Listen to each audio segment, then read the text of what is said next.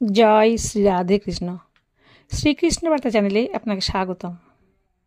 আশা করছি রাধারানী কৃপায় ভালো আছেন, সুস্থ আছেন। আমাদের আজকের আলোচনার বিষয় উত্থান একাদশী ব্রত মাহাত্ম্য। সামনেই এগিয়ে আসছে উত্থান একাদশী ব্রত। এই উত্থান একাদশী ব্রত কবে পালন করতে হবে? 14 কার্তিক নাকি 15 কার্তিক? কেন আগামী 14 কার্তিক শনিবার উত্থান একাদশী ব্রত পালন করতে হবে? সংকল্প কখন করতে হবে? সংকল্প মন্ত্র কি? একাদশী ব্রতের আগের দিন কি কি কাজ করতে হবে? একাদশী ব্রতের দিন কি কি কাজ করা উচিত এবং ব্রতের দিন কোন কোন কাজ করা একেবারেই অনুচিত? একাদশী ব্রতের পরের দিনই বা আমাদের কি কি কাজ করতে হবে? একাদশী ব্রতের পারণ কবে, কখন, কিভাবে করতে হবে এবং পারণ মন্ত্র কি? এই সব বিষয় নিয়েই আজকের ভিডিওতে আমরা আলোচনা করব।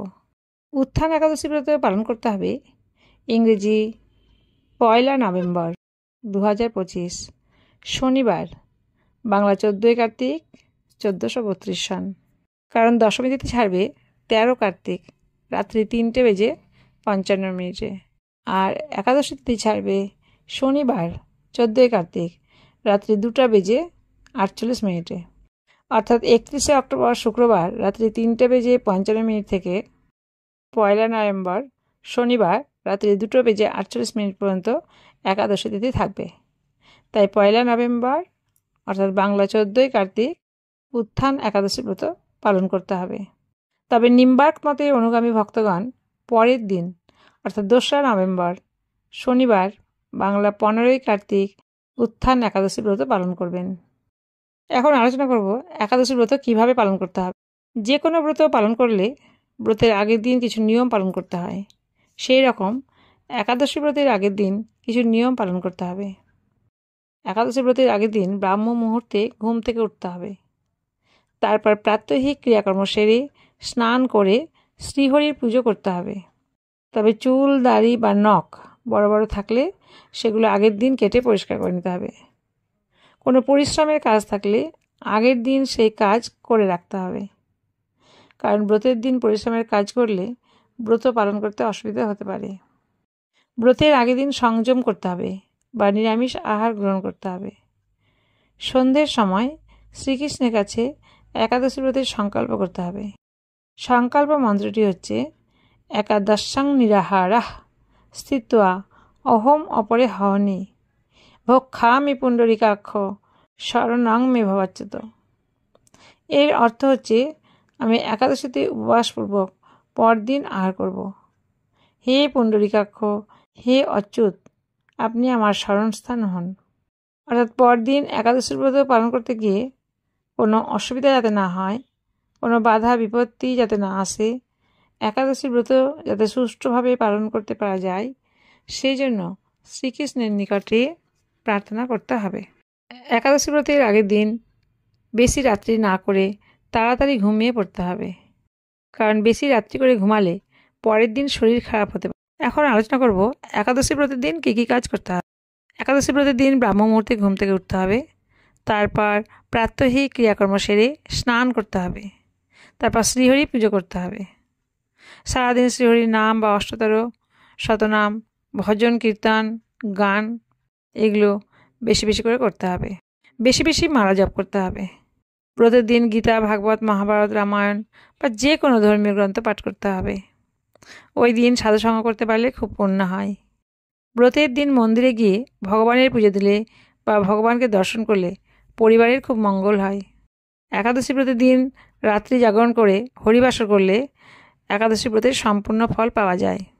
একাদশী ব্রতের দিন দান করলে খুবই পুণ্য হয়। গরিব ব্রাহ্মণ বা গরিব মানুষকে অন্নদান, বস্ত্রদান কিংবা অর্থদান বা যে কোনো কিছু দান করলে তাতে পরিবারের অনেক পুণ্য হয়। এখন আলোচনা করব একাদশী ব্রতের উপবাস কীভাবে করতে হবে। একাদশী ব্রতের উপবাস অনেকভাবেই করা যায়।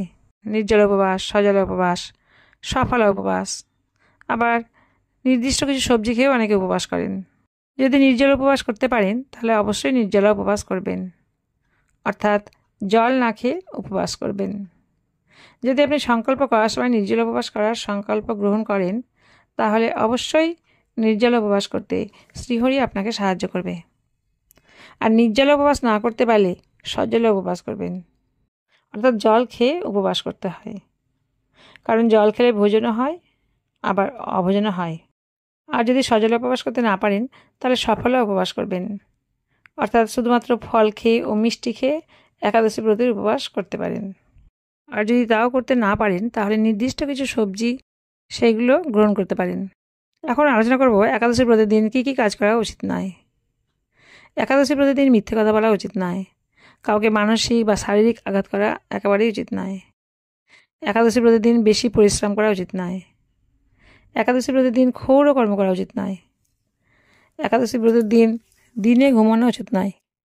এই কাজগুলো একাদশী ব্রতের দিন কোনোভাবেই করবেন না। এখন আলোচনা করব উত্থান একাদশী ব্রতের পারণ কখন করতে হবে, কিভাবে করতে হবে এবং পারণ মন্ত্র কী। উত্থান একাদশী ব্রতে পালন করতে হবে ভারতীয় সময় অনুযায়ী 2রা নভেম্বর শনিবার, বাংলা 15ই কার্তিক, পূর্বাহ্ন 9:30 মধ্যে। তবে নিম্বার্ক মতের অনুগামী ভক্তগণ উত্থান একাদশী ব্রতের পালন করবেন পরের দিন, অর্থাৎ 3রা নভেম্বর রবিবার, বাংলা 16ই কার্তিক, পূর্বাহ্ন 9:30 মধ্যে। পারণ মন্ত্রটি হচ্ছে সংসার ক্লেশদগ্ধস্য ব্রত নানেন কেশব প্রসিদ্ধ সুমুখনাথ জ্ঞান দৃষ্টি প্রদভাব। একাদশী ব্রতের পরের দিন ব্রহ্ম মুহূর্তে ঘুম থেকে উঠে প্রাত্যহিক ক্রিয়াকর্ম সেরে স্নান করে শ্রীহরির পুজো করে সেই প্রসাদ হাতে নিয়ে উপরের এই মন্ত্রটি বলে একাদশী ব্রতের উপবাস ভঙ্গ করতে হবে। এতক্ষণ আমি একাদশী ব্রত কীভাবে পালন করতে হবে সে সম্বন্ধে আলোচনা করলাম। এখন আমি উত্থান একাদশী ব্রতকথা পাঠ করছি, আপনারা মন দিয়ে শুনুন, তাহলে ব্রতকথা পাঠের সমান ফল পাবেন। উত্থান একাদশীর মাহাত্ম্য। কার্তিক মাসের শুক্লপক্ষের একাদশী মাহাত্ম্য স্কন্দপুরাণে ব্রহ্মা নারদ সংবাদে বর্ণিত আছে। মহারাজ যুধিষ্ঠির বললেন, হে পুরুষোত্তম, কার্তিক মাসের শুক্লপক্ষের একাদশীর নাম আমার কাছে কৃপা করে বর্ণনা করুন। শ্রীকৃষ্ণ বললেন, হে রাজন, কার্তিক মাসের শুক্লপক্ষের একাদশী উত্থান বা প্রবোধিনী নামে পরিচিত। প্রজাপতি ব্রহ্মা পূর্বে নারদের কাছে এই একাদশীর মহিমা কীর্তন করেছিলেন। এখন তুমি আমার কাছে সেই কথা শ্রবণ করো। দেবর্ষি নারদ প্রজাপতি ব্রহ্মাকে বললেন, হে মহাত্মা, যে একাদশীতে ভগবান শ্রী গোবিন্দ শয়ন থেকে জেগে ওঠেন সেই একাদশীর মাহাত্ম্য আমার কাছে সবিস্তারে বর্ণনা করুন। ব্রহ্মা বললেন, হে নারদ, উত্থান একাদশী যথার্থই পাপনাশিনী, পুণ্যকারী ও মুক্তি প্রদানকারী। এই ব্রত নিষ্ঠা সহকারে পালন করলে 1000 অশ্বমেধ যজ্ঞ ও শত শত রাজস্ব যজ্ঞের ফল লাভ হয়। জগতের দুর্লভ বস্তুর প্রাপ্তির কথা কি আর বলবো।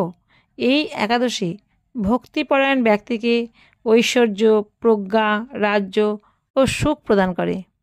এই ব্রতের প্রভাবে পর্বত প্রমাণ পাপরাশি বিনষ্ট হয়। যারা একাদশীতে রাত্রি জাগরণ করেন তাদের সমস্ত পাপ ভস্মীভূত হয়। শ্রেষ্ঠ মুনিগণ তপস্যা দ্বারা যে ফল লাভ করেন এই ব্রতের উপবাসে তা পাওয়া যায়। যথাযথভাবে এই ব্রত পালনে আশাতীত ফল লাভ হয়, কিন্তু অবিধিতে উপবাস করলে স্বল্পমাত্র ফল লাভ হয়। যারা এই একাদশীর ধ্যান করেন তাদের পূর্বপুরুষেরা স্বর্গে আনন্দে বাস করেন। এই একাদশী উপবাসের ফলে ব্রহ্ম হত্যাজনিত ভয়ঙ্কর নরক যাতনা থেকে নিস্তার পেয়ে বৈকুণ্ঠ গতি লাভ হয়। অশ্বমেধ যজ্ঞ দ্বারাও যা সহজে লাভ হয় না, তীর্থে স্বর্ণ প্রভৃতি দান করলে যে পুণ্য অর্জিত হয়, এই উপবাসের রাত্রি জাগরণে সেই সকল অনায়াসে লাভ হয়। কিন্তু যিনি সঠিকভাবে উত্থান একাদশী অনুষ্ঠান করেন তার গৃহে ত্রিভুবনের সমস্ত তীর্থ এসে উপস্থিত হয়। হে নারদ, বিষ্ণুর প্রিয়তমা এই একাদশী উপবাসের ফলে সর্বশাস্ত্রে জ্ঞান ও তপস্যায় সিদ্ধি লাভ করে চরম মুক্তি লাভ হয়। যিনি সমস্ত লৌকিক ধর্ম পরিত্যাগ করে ভক্তি সহকারে এই ব্রত পালন করেন তাকে আর পুনর্জন্ম গ্রহণ করতে হয় না। এমনকি মন ও বাক্য দ্বারা অর্জিত পাপরাশিও শ্রীগোবিন্দের অর্চনে বিনষ্ট হয়। হে বৎস, এই ব্রতে শ্রদ্ধা সহকারে শ্রী জনার্দনের উদ্দেশ্যে স্নান, দান, জপ, কীর্তন ও হোমাদি করলে অক্ষয় লাভ হয়। যারা উপবাসের দিনে শ্রীহরির প্রতি ভক্তি সহকারে দিন যাপন করেন তাদের পক্ষে জগতে দুর্লভ বলে আর কিছু নেই। চন্দ্র ও সূর্যগ্রহণে স্নান করলে যে পুণ্য হয়, এই উপবাসে রাত্রি জাগরণ করলে তার সহস্র গুণ স্বীকৃতি লাভ হয়। তীর্থে স্নান, দান, জপ, হোম, ধ্যান আদির ফলে যে পুণ্য সঞ্চিত হয়, উত্থান একাদশী পালন না করলে সে সমস্ত নিষ্ফল হয়ে যায়। হে নারদ, শ্রীহরি বাসরে শ্রী জনার্দনের পূজা বিশেষ ভক্তি সহকারে করবে, তা না হলে শত জন্মার্জিত পুণ্যও বিফল হয়।